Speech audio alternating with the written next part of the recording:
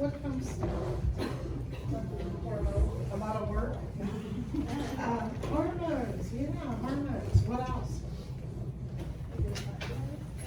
Yeah, right, thyroid glands, right? Pituitary glands.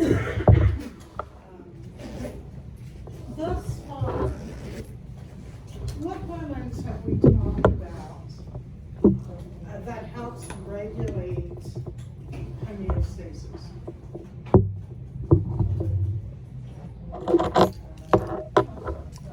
Yes, good, melatonin. And how does melatonin help with homeostasis? It regulates our what? Our circadian rhythms, our sleep pattern. Excellent. What else? Something to do with something you're going to be seeing every day. Growth hormone. We talked about the growth hormone a little bit. The thyroid. The thyroid gland, which secretes, well, we'll talk about that in a minute. The pituitary gland. What? I'm sorry. Oh, well, that's neurotransmitters. Yeah, you're talking about the dopamine. Yeah. Which one? Okay, you forgot yes, absolutely. We talked about insulin and glucagon, and how those two hormones help regulate our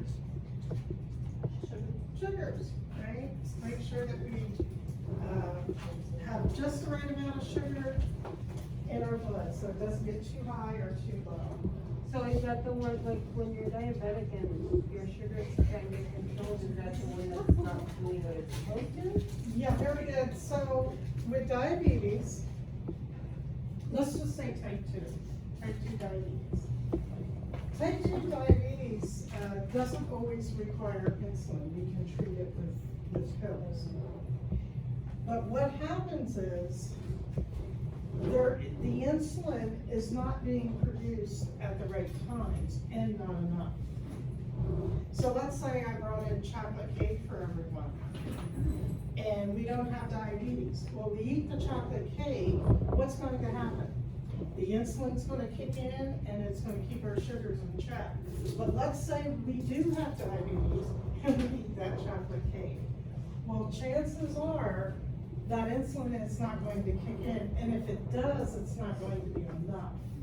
So what's going to happen is that our sugars will spike.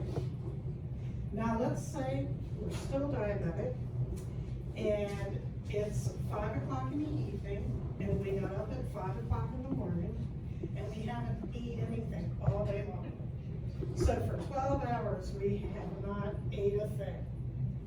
Unfortunately, with type 2 diabetes, that insulin, which shouldn't kick in because we haven't eaten anything, it'll kick in. And then our sugars are going to clog.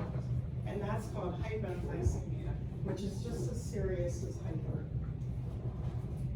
So, but when everything is working properly, insulin and glucagon are two hormones that are antagonists of each other that will help us maintain our glucose levels. But just keep in mind that when one is not working properly, the other one is not going to be at its optimal best either. So when we think of diabetes, we usually think, well, it's just an insulin problem. Well, it's more than that. Because if insulin's not working correctly, your glucagon's not going to be working correctly either. They need each other, even though they're doing opposite things. Okay, so the endocrine system is very similar to the nervous system. It's just with the nervous system, what do we call those chemicals? They come from the brain, so we call them neurotransmitters. So the endocrine system is referred to as the neuroendocrine system. And the endocrine system's general function is communication, integration, and control. What is the function of the nervous system? It's the same thing. Communication, right? Same thing. And you'll notice as we go through this, when someone has a hormonal imbalance, one of the key symptoms is depression. And that's the same thing with a lot of the neurotransmitters. Secreting cells send hormone molecules by way of the blood to specific hormones. Hormones are carried to almost every point in the body and can regulate most cells. So slide number 3. I want you to study this slide because it's an excellent visual of the major endocrine glands. And we've already talked about some of them, which is really good. So let's start at the very top with the hypothalamus. What do we already know about the hypothalamus? It's our body's thermostat. What else do we know about it? Yeah, controls thirst and appetite. So the thirst center and the appetite center is going to be there. And there's some more things that I'll let you know a little bit later. Pituitary gland. What do we know about the pituitary? Not melatonin. It's the growth hormone. Yes. So pituitary is the growth hormone. That growth hormone, the name is called somatotropin. So we're going to spend quite a bit of time talking about somatotropin. It's the growth hormone. Now the pineal gland. Yes, that secretes melatonin, which helps regulate our circadian rhythms. And you can put this in your notes actually, because the hypothalamus controls the pineal gland. So that's some additional information about the hypothalamus. It controls the pineal gland, the pineal gland.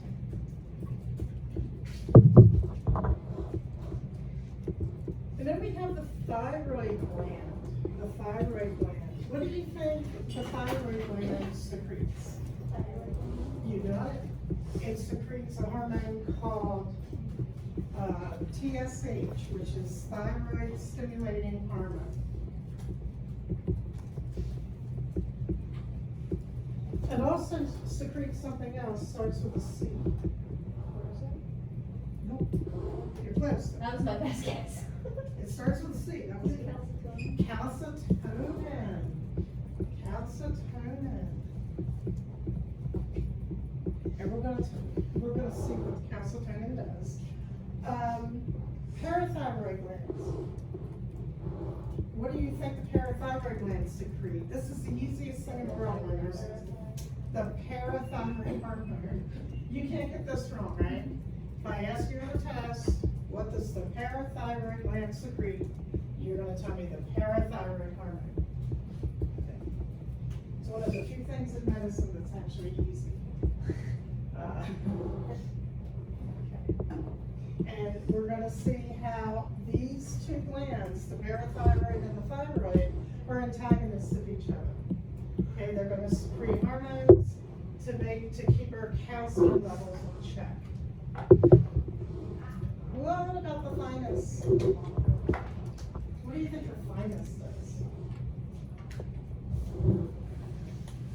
This too is kind of easy.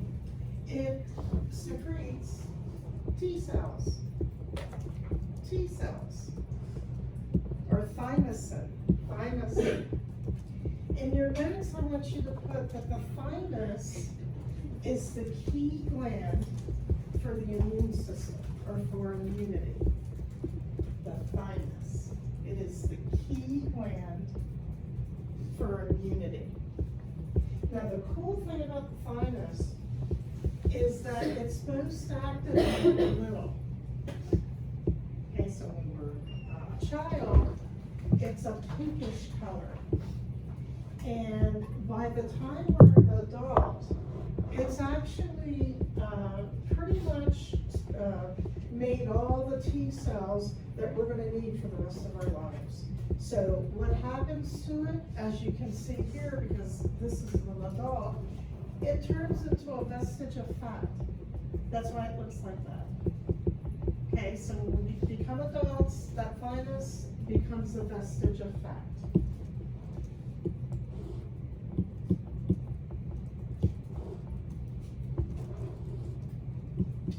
The next glands are the adrenal glands, and they sit right on top of our kidneys. They look like little caps, right on top of the kidneys. And what do you think they secrete, just based on the name? Adrenaline. Yeah, adrenaline. And they secrete some other things too, but adrenals, you know, right away you think adrenaline.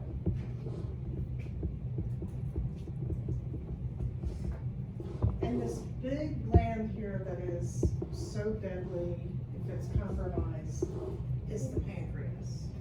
The pancreas. And you already know what two things? Insulin and glucagon. Insulin and glucagon. When that glucagon is released from the pancreas, it signals the liver to produce glucose. And that's, you know, between the liver and the pancreas, that's how we get our glucose. And then for the male and female, we have the testes and the ovaries. For this part, anything, I think I have a couple slides in here regarding the female reproductive system. You don't have to worry about it for this upcoming exam, okay, because I have 2 chapters on the male and female reproductive.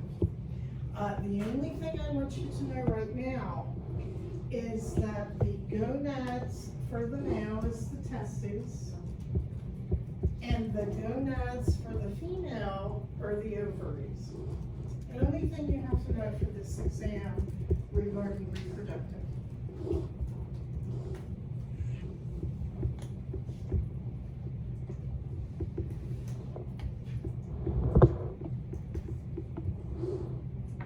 So you want to know all the major endocrine glands, so study this visual.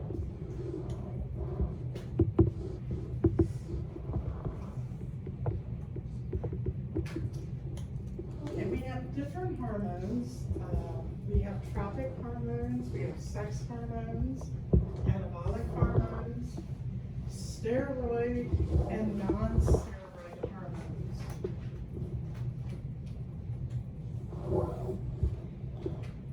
So you want to know tropic hormones target other endocrine glands and stimulate their growth and secretion. I want you to know that verbiage. I want you to know that definition for tropic hormones. Your sex hormones target the reproductive tissues. That makes sense, right? Anabolic hormones stimulate cannibalism and target cells.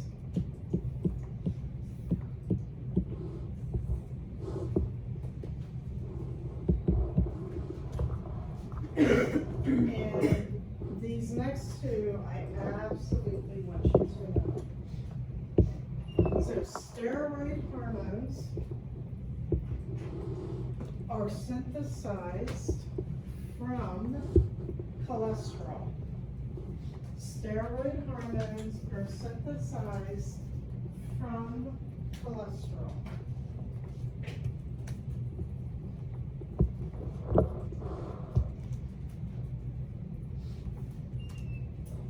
Non-steroid hormones are synthesized from amino acids. What are amino acids?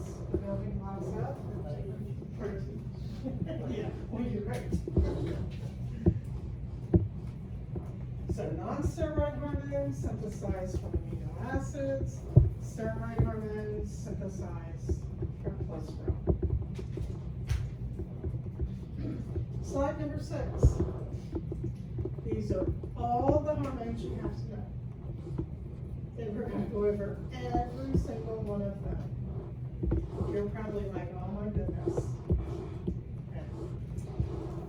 as far as determining or distinguishing steroid hormones from non-steroid, this is what I recommend you do. These are your steroid hormones. We've got cortisol, aldosterone, estrogen, progesterone, and testosterone. These are the only steroid hormones that we have. So if I were you, I would memorize these. Anything, if I throw out calcitonin or insulin or glucagon, you're gonna say, well, they have to be non-steroid, right? Because I know which ones the steroid hormones are, and they're right here.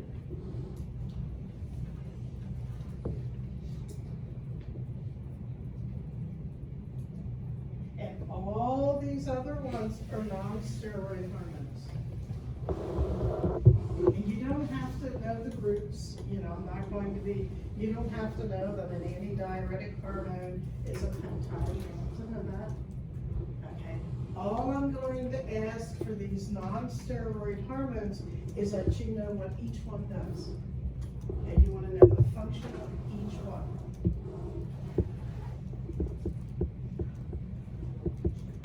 What's that? You want to know what each one does, the function, the function of each one. The only thing you have to distinguish is whether they're steroid or non-steroid. Okay, so that's going to help you a little bit.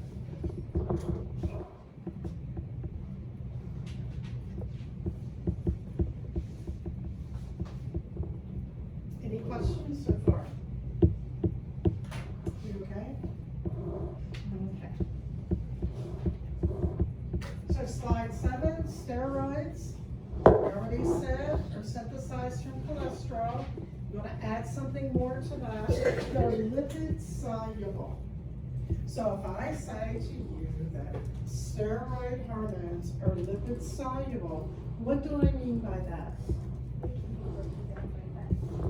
Yeah, well, then they can easily cross that lipid bilayer, okay? They can easily cross the lipid bilayer.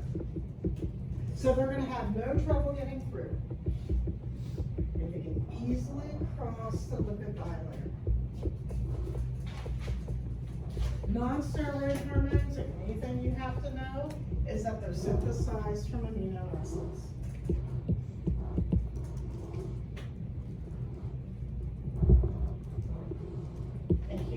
I've already said, steroid hormones can easily pass through the phospholipid plasma membrane of target cells. So they're going to get through with ease.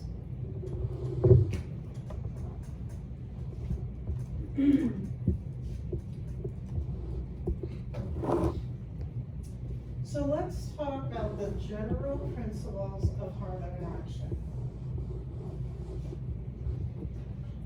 As you can see, if you just look at this chart, look at all the hormones that are being produced. Well, we can't have all those hormones come rushing out whenever they want, right? We wouldn't be able to function. It wouldn't exist. So these hormones act on a lock and key mechanism. So hormones signal a cell by binding to the target cell's specific receptors in a lock and key mechanism, which means only certain hormones are going to get through at certain times. And that's what we want. Different hormone receptor interactions produce different regulatory changes within the target cell through chemical reactions.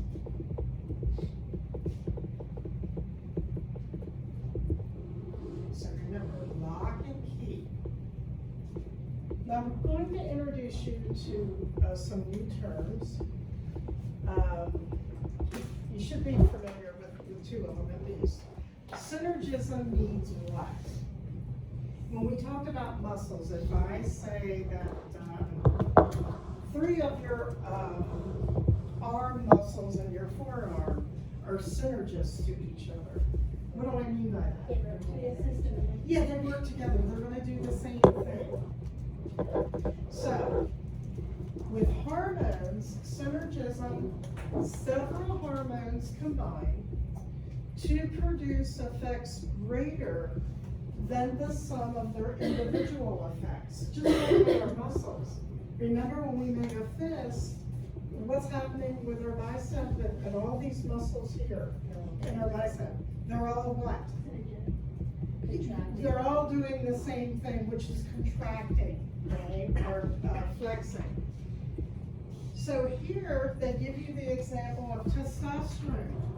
Testosterone needs the follicle stimulating hormone, or FSH, for normal sperm production. Okay, so if a male's testosterone is low, well, it could be because of the FSH is low. Okay, do you see how testosterone needs the FSH for normal sperm production? So it may not be just one thing that's going on, it could be a couple of things. Because they're synergists to each other, they're doing the same thing. But both of them together, we have a greater effect. Are we okay with that? Synergism? Okay. Permissiveness.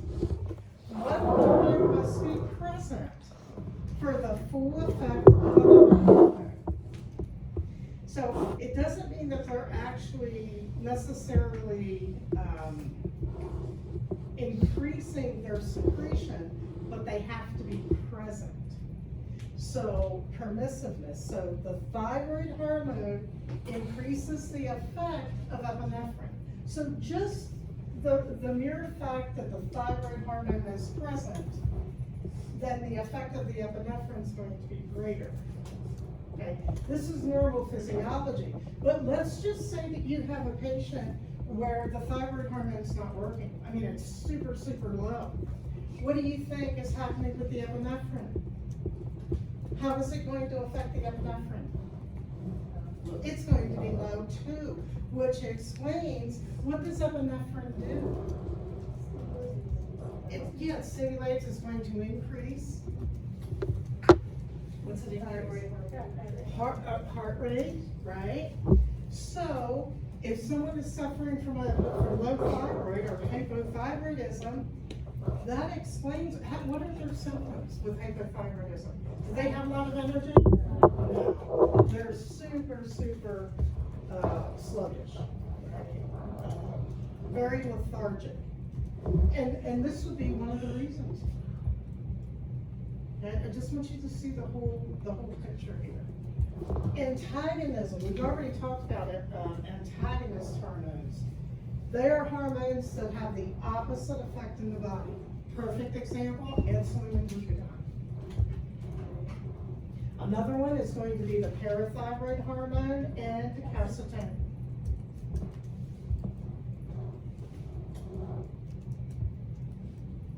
And these hormones that are antagonists of each other, that's where those negative feedback loops come in. And remember, these negative feedback loops help us maintain homeostasis.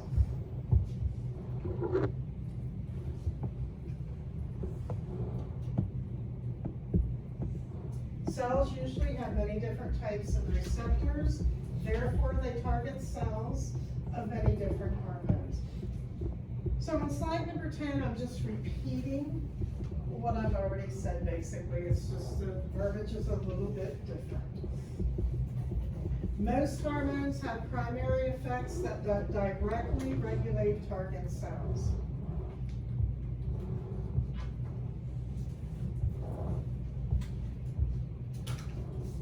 On slide 11, it shows you the lock and key model. So we have a capillary, that's this red guy here. And then we have circulating blood. And then we have the hormone. So, again, the hormone is only going to fit in certain receptors. And that's called the lock and key. If they fit, then we're gonna have a reaction. Then that hormone is going to be secreted. If they don't fit, then we're not going to have a secretion for that particular hormone.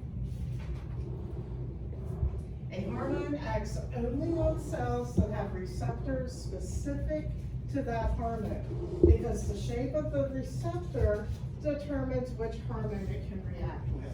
Very similar to our neurotransmitters and our receptors, right? Remember, with neurotransmitters, their receptors determine whether they're going to be excitatory or inhibitory.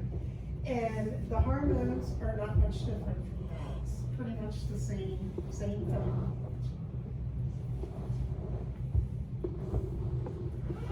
So steroid hormones, again, you already know they're lipid soluble, and their receptors are normally found in the target cell's cytosol.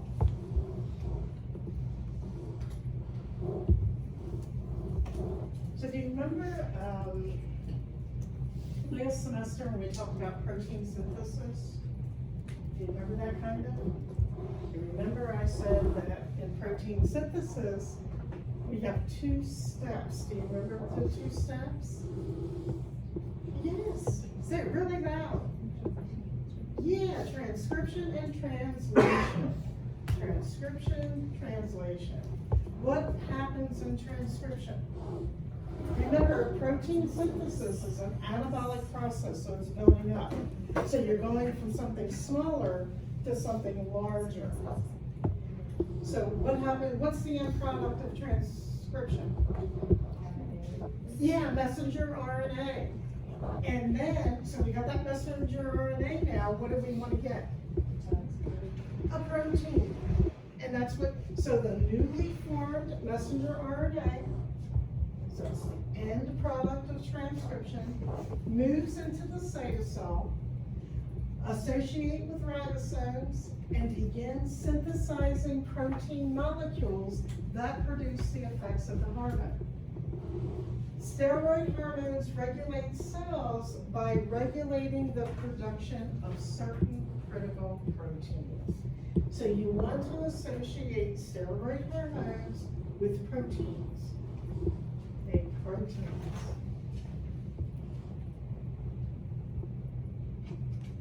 We're going to regulate proteins.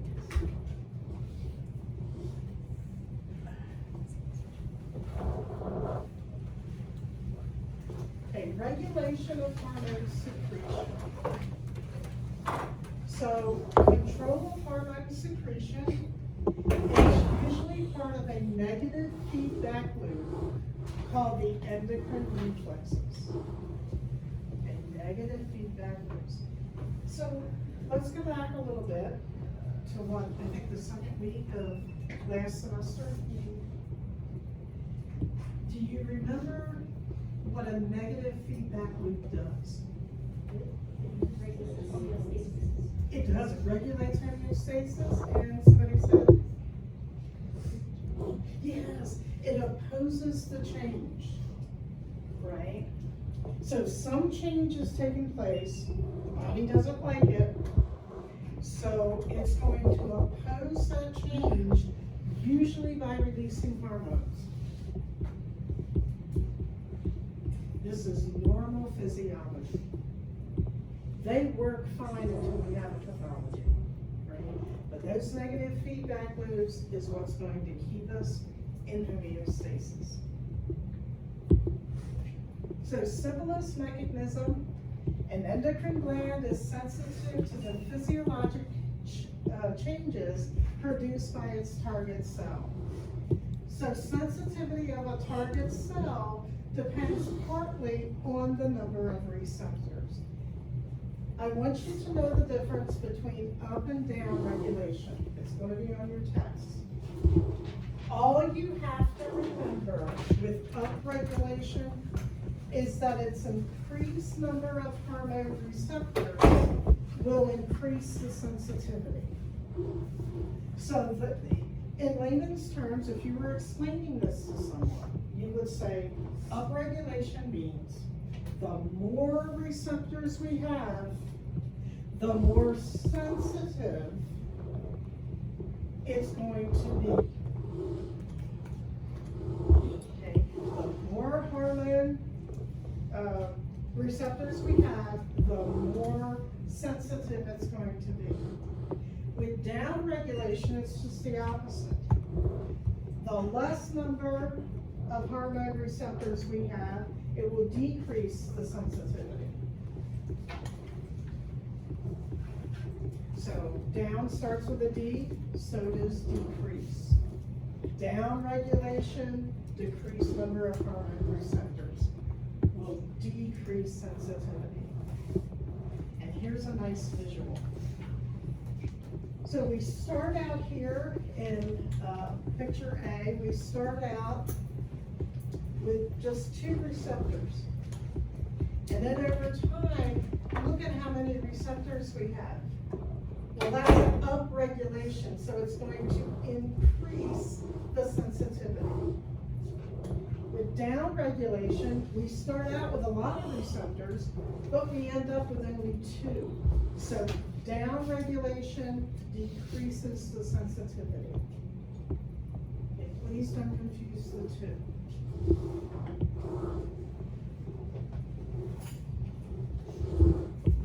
Any questions so far?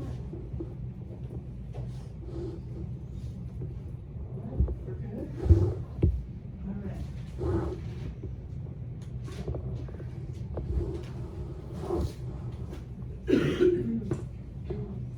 This is another negative feedback loop.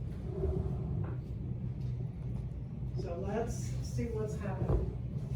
Mom is breastfeeding and lactating. So when moms breastfeed, the calcium gets low in your blood, right? Because it's all going to baby. So remember, this is a negative feedback loop. So it's detected by the parathyroid glands.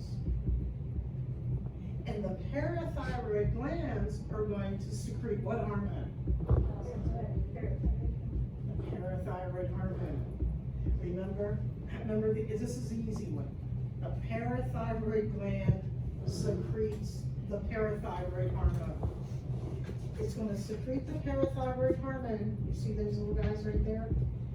And it's going to go to the bone, and it's going to cause a breakdown of the bone, right? The breakdown of the bone matrix, so that we can have more calcium released into the blood.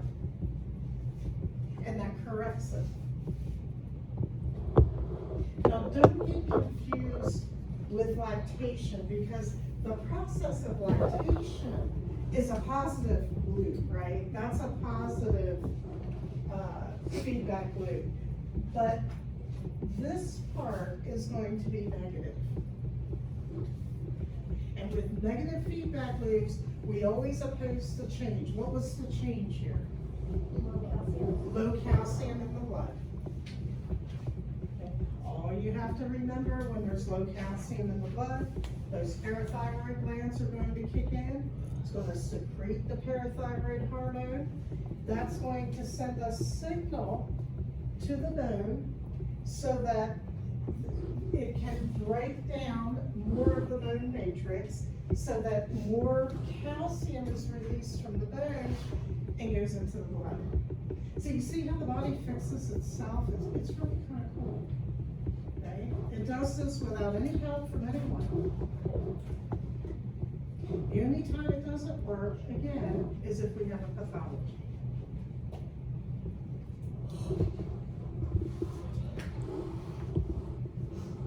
So each parathyroid gland is sensitive to changes in the physiological variable, its hormone, the parathyroid hormone, controls the blood calcium concentration. You want to remember that out of the 2 hormones, calcitonin and the parathyroid hormone, the parathyroid hormone is the principal hormone for regulating calcium. The parathyroid hormone is the principal hormone for regulating calcium.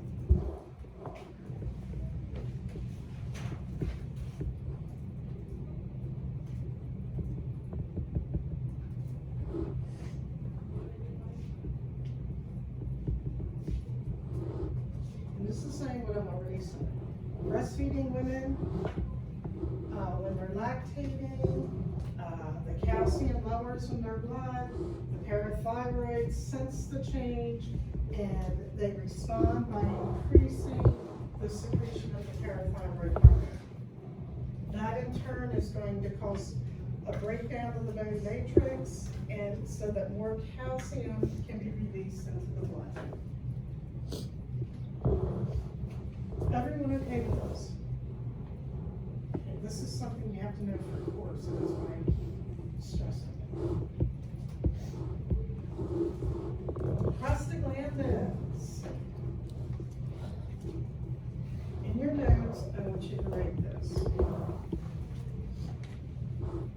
Prostaglandins are tissue hormones. Prostaglandins are tissue hormones. And that's all I want you to know for right now. I'm going to add to that later, but for right now, that's all I want you to know, because it's a bit involved.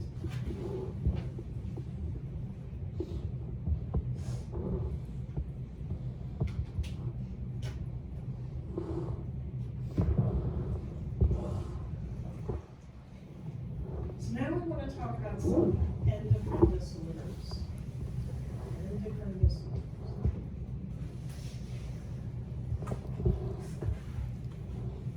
So, if you have a patient that's diagnosed with diabetes, would they be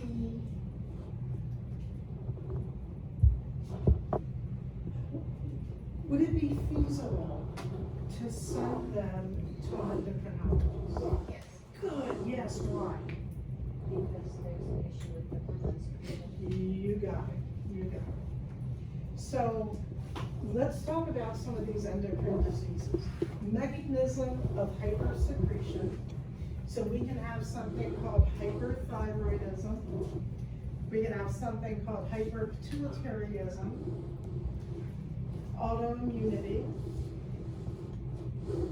Mechanisms of hyposecretion, anabolic steroids. So let's talk about hyperthyroidism first.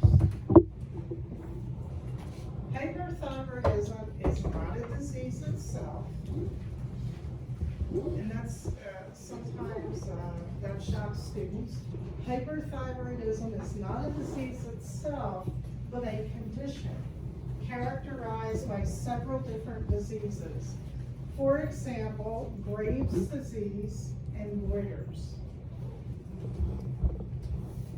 Can you give me a symptom or a sign of Graves' disease? If I had Graves' disease, you would know it by looking at me. The bulging eyes, excellent. And what is the bulging eyes called? Proptosis. P-R-O-P, ptosis. Proptosis, that's bulging of the eyes. Someone said ptosis. What is ptosis? Drooping of the eye. Okay, and it's also spelled with a P. Okay, please don't confuse the two. You're going to see it on the eyes. Pituitary adenomas are benign tumors that may cause hyperpituitarism. Various different mechanisms have been shown to cause hyposecretion of hormones. For example, although most tumors cause an oversecretion, sometimes they will undersecrete their hormones. And we see that in hypothyroidism. Men who take testosterone steroids increase their blood concentration of this hormone above set point levels. Again, as nurses, you're going to educate. So, if you have a woman that's taking hormones, what do they have to do all the time? Not every day, but I mean, what do they have to do every 6 months? Get their blood checked. They have to get their blood work done, right? To make sure that their hormone levels are normal, right? Because it'll fluctuate. So they may have to increase the hormones or decrease the hormones. Well, for men, it's the same thing. If they're taking a testosterone supplement, they have to have their blood work done to make sure that it's not too high, or too low. If it's too high, what's gonna happen? High levels of testosterone, what are the symptoms? I want to say hair loss for some reason, but I feel like You become sterile. Which one? You can become sterile, can't you? It would have to be really, really high. I mean, like, really high. What we're finding is range issues. Because testosterone is too high.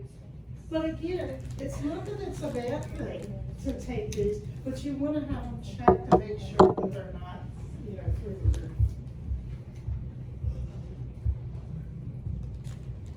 Okay, on slide 22, for some reason, I didn't put hyperthyroidism.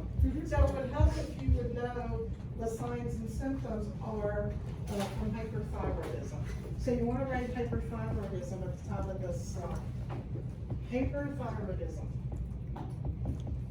Here's your proptosis, bulging eyes.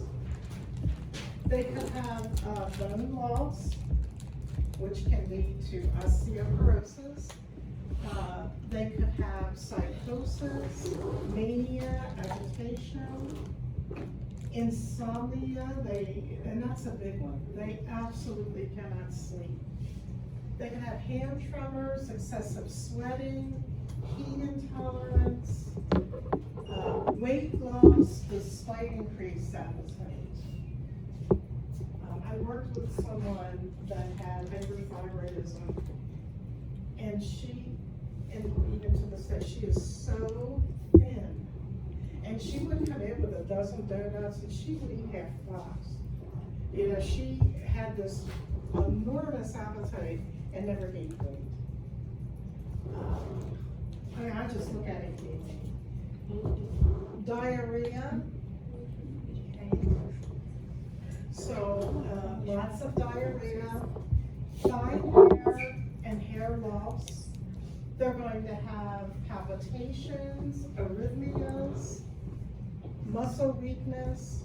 So even though that sounds like a good thing that you can eat at donuts, it's really not, right? It really is not. Hyperthyroidism causes lots of problems. Aren't a lot of no, I'm not saying all, but a lot of autistic people who can eat and not gain weight? And I know because my kid's dad is autistic and he could eat like triple than we could as an adult. And he's so thin. Well, the other thing though, that maybe, he may have a super high metabolic rate. Because the higher your metabolic rate is, the more calories you burn.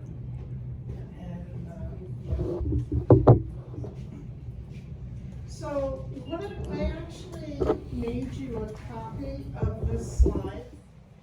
What I recommend you do is start making a core folder, because these handouts that I give you, I just don't give them to you, to wallpaper your wall. And actually, I want you to use them for core as well as for me, because they're gonna help you. This is a really nice visual of the difference between hypo and hyperthyroidism, and it is a lot. But what will help you, I hope, is that you remember that hypo is low, right? And hyper is high. So if you can remember that, it'll help you with some of the signs and symptoms here. Like for instance, for hypo, what do you think their weight weight's going to be? Thinking. Which one? They're gonna gain weight, right? Usually with hypothyroidism, you gain weight. And why? Because your energy is really low, you're really lethargic.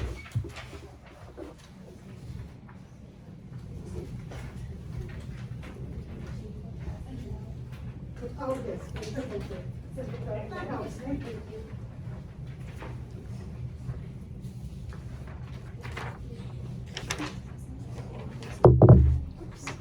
Sorry.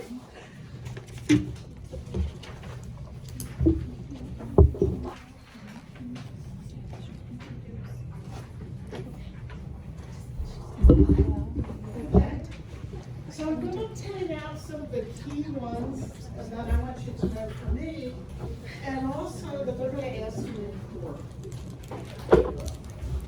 It's going to be neat when you're in third semester, and Lisa used to do this, I hope they still do it.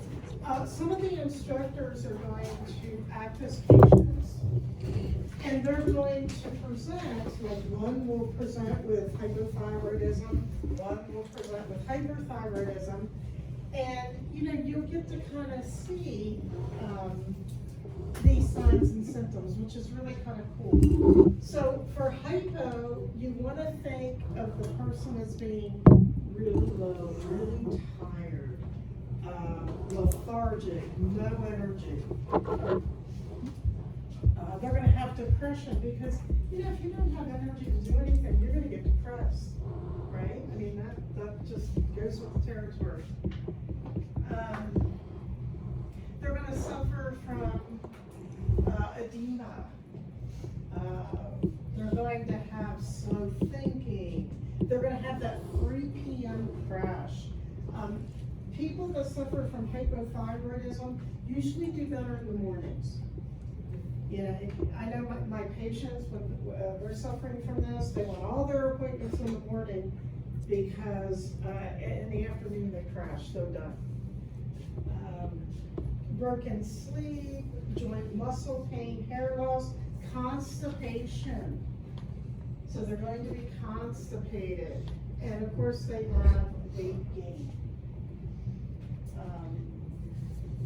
Hyperthyroidism, they're going to have difficulty sleeping. They're going to have proptosis. They're also going to suffer from hair loss. They can have nausea, vomiting. They usually lose a lot of weight, so they're very, very thin. There are cases, though. I've had a few cases over the years where a patient had hyperthyroidism and they were a little heavy. And that could be neat. The one good thing with hyper is that you would lose weight. And that's what they said. They said, gosh, at least I could lose weight if I had this disorder. But they didn't. But usually, weight loss is with hyperthyroidism. Diarrhea, blood pressure's high, fast heart rate. Okay, they can have goiters. I want you to study this. I want you to know it really, really well. For men, they're going to have breast development with hyperthyroidism. So please know these.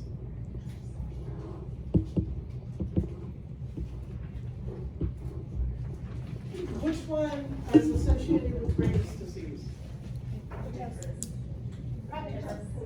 Absolutely, proptosis. But is it hypo or hyperthyroidism? Hyper. Hyper, excellent. Very, very good. Okay, has anyone ever heard of Hashimoto's? Hashimoto's. So I want you to highlight this in your notes. I want you to know this. Hashimoto's is an autoimmune condition, not a thyroid disease. That surprises a lot of people. Okay, it's an autoimmune disease, not a thyroid disease.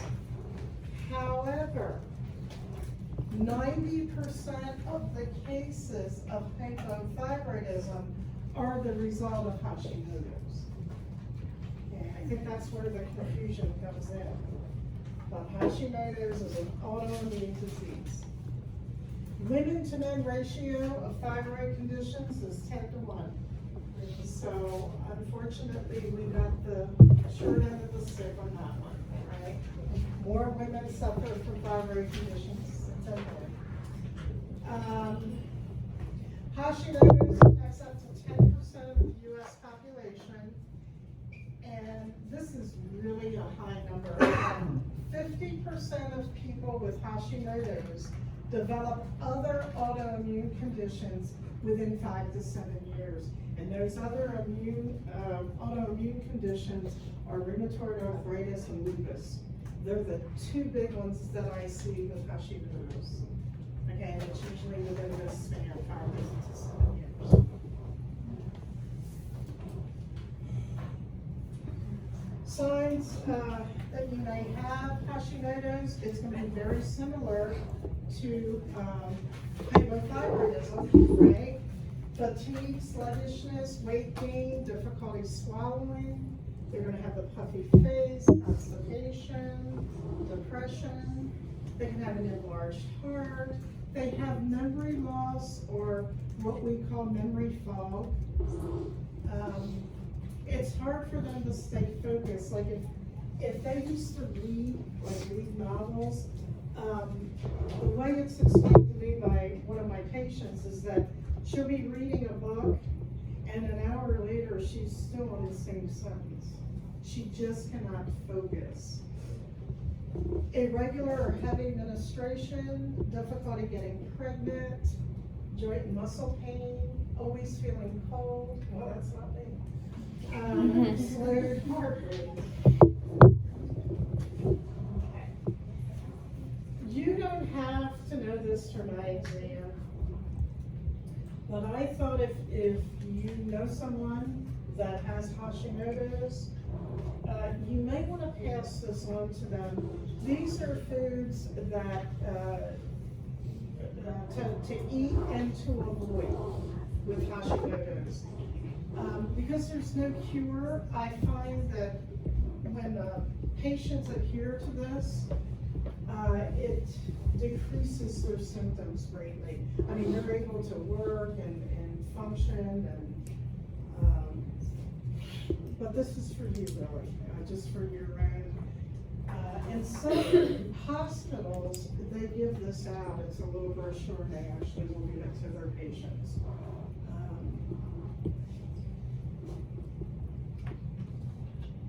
Okay, let's talk about hyperpituitary acromegaly. What's acromegaly?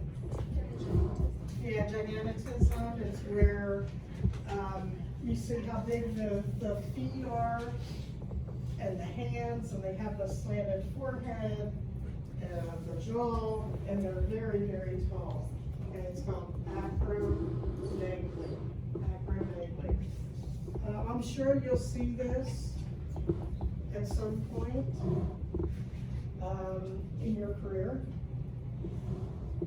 I want you to know every single sign and symptom of this. Okay, so they're going to have an increased serum somatotropin. What is somatotropin? It's the growth hormone. Okay, so it's going to be increased. I'm going to highlight that.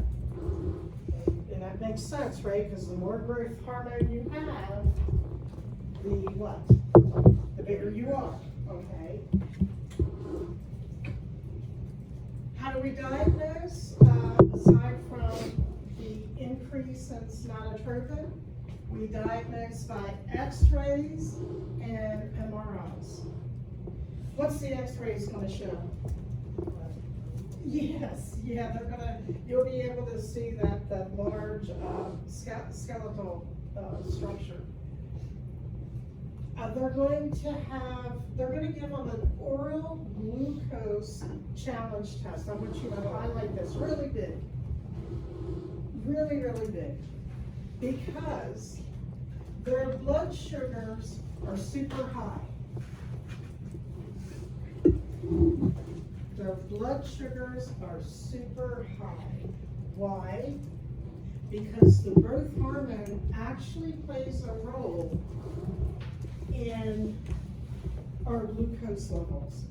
And I will explain why later. Okay, but I want you to know that. So for somatotropin, you want to think, even if they don't have to have acromegaly, but if their growth hormone is increased, they're going to have sugar issues. Their sugar levels are going to be really high. They're also going to have intracranial pressure, ICP. What does that mean?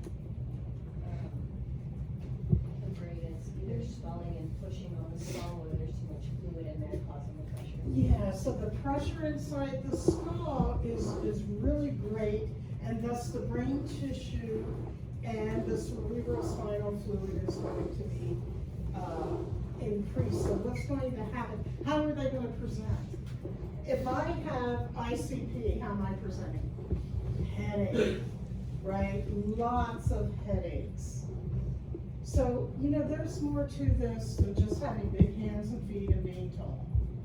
Okay? They suffer from many different things.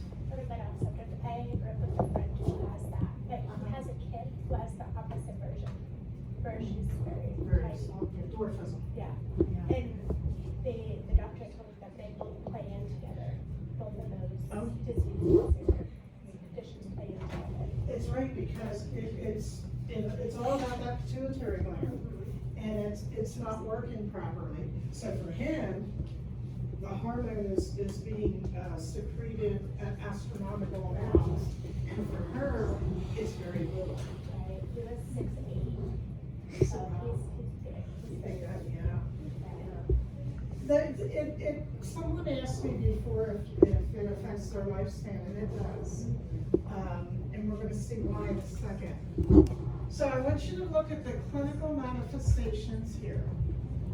Enlarged pituitary gland, which is why we have that increased growth hormone, somatotropin. They're gonna have headaches, lots of headaches, visual disturbances. They got the slanted forehead, coarse facial features, protruding jaw. They're gonna have an increase in blood pressure, and usually around 50, 60 years old, they start to develop congestive heart failure. It really takes a toll on their heart. They can have menstrual changes, sleep apnea. I want you to highlight this. It's hypertrophy of soft tissue, such as the tongue, skin, and visceral organs. They usually suffer from cardiomegaly, which is an enlarged heart. And they're gonna have enlargement of the small bones in the hands and feet. You want to study this slide really, really well.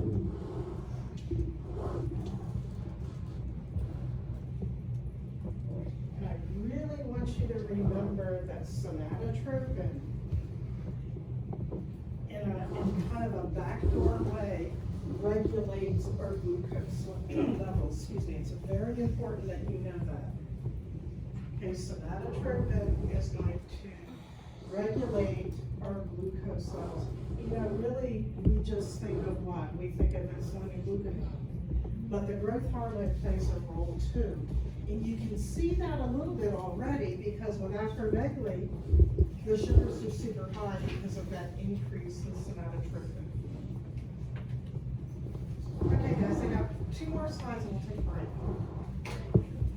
Goiter. Goiter equals enlarged thyroid. Goiter equals enlarged thyroid. The only thing I want you to know is what causes these goiters. It's an iodine deficiency and a selenium deficiency. A lot of people think the opposite, that it's too much iodine.